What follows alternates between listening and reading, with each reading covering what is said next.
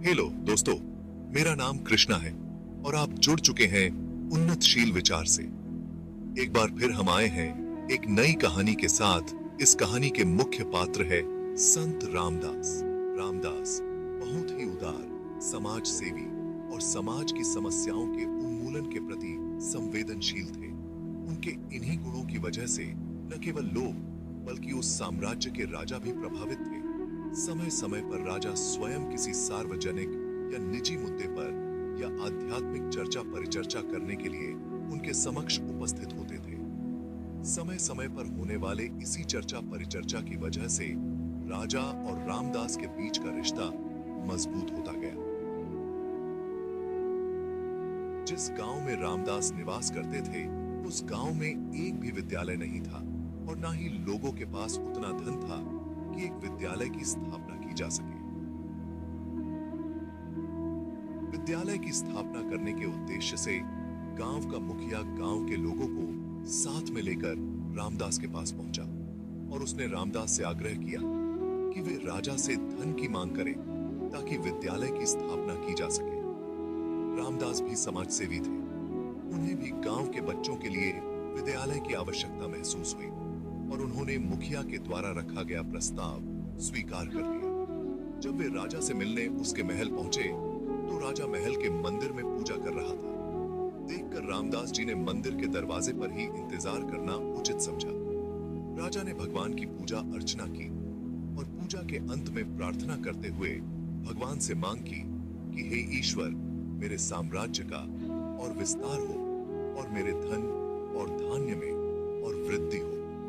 ये सुनकर रामदास बहुत दुखी हुए। जब राजा की पूजा खत्म हुई तो उसने रामदास को दरवाजे पर खड़ा पाया। उसने रामदास का सहृदय स्वागत किया और आने का प्रयोजन पूछा। रामदास जी ने पहली बार बताने से मना कर दिया, लेकिन राजा के बार बार आग्रह करने पर बताया कि मैं एक विद्यालय की स्थापना के लिए धन प्राप्त करने के लिए आया था, लेकिन अब मुझे ऐसा एहसास हो गया है कि मैंने यहाँ आकर गलती कर दी है, क्योंकि आपकी प्रार्थना सुनकर लगता है कि आप भी गरीब हो। मैं आवश्यक धन की पूर्ति कहीं और से कर लूंगा। ये कह के रामदास वहां से चले आए। रामदास के द्वारा कही गई ये बात सुनकर राजा बहुत दुखी हुआ और उसने साम्राज्य विस्तार की इच्छा का त्याग कर दिया और एक प्रजा प्रिय राजा बनने का संकल्प किया। राजा ने अपने संकल्प को पूरा करने के उद्देश्य से सामान्य जनमानस के ऊपर आरोपित कर की दर को कम कर दिया और उन सभी क्षेत्रों में विद्यालयों का निर्माण करवाया जहां पहले से विद्यालय नहीं थे। इन क्षेत्रों में संत रामदास का गांव भी एक था। राजा के द्वारा लिए गए इन निर्णयों से प्रजा में खुशी का संचार हुआ और प्रजा अपने राज्य और राजा के प्रति पहले की अपेक्षा अब और कर्तव्यनिष्ठ हो गई।